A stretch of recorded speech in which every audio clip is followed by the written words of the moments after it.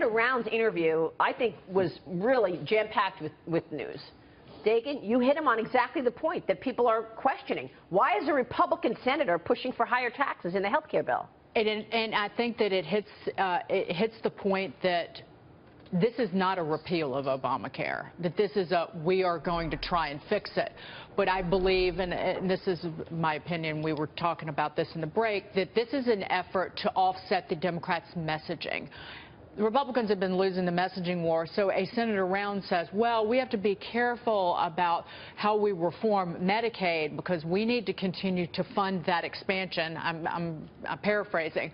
And so we should keep this tax, this investment tax that many people won't repeal. So you keep an Obamacare tax in there because he doesn't want to be accused of cutting taxes for the rich and then dumping people off of Medicaid. Right.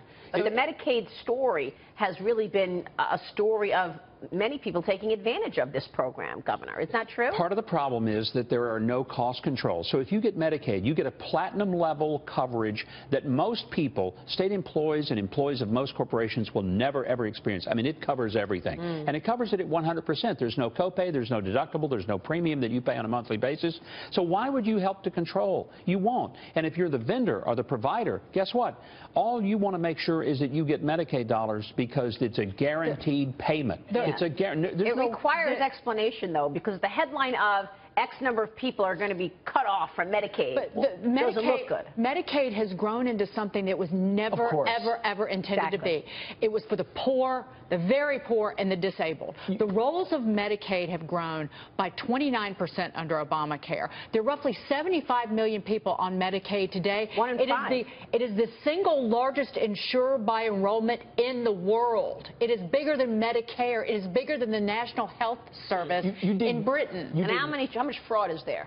Well, a great deal of it, especially since the enrollment has been expanded. But you dig one level beneath the numbers, and the arguments of the left against this bill in many ways fall apart. The 22 million people that will be left without insurance. Many because of those people they chose to. opting to not have insurance because don't have to pay a penalty to do so. If Republicans will fight back and say we are for repeal because this bill was bad, as opposed to capitulate, Dagan, to your point, and say no, we want taxes so that we can.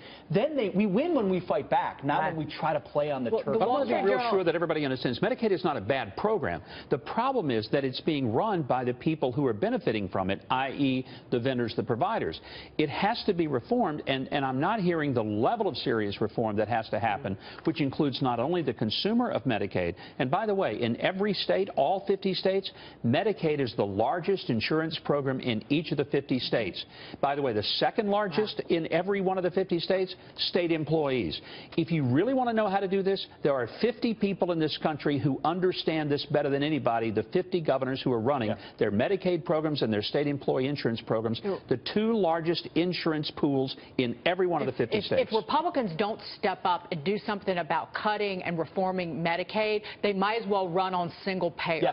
They might as well stand alongside Elizabeth Warren and say, we're for single payer because that's what it is. That's where it'll go.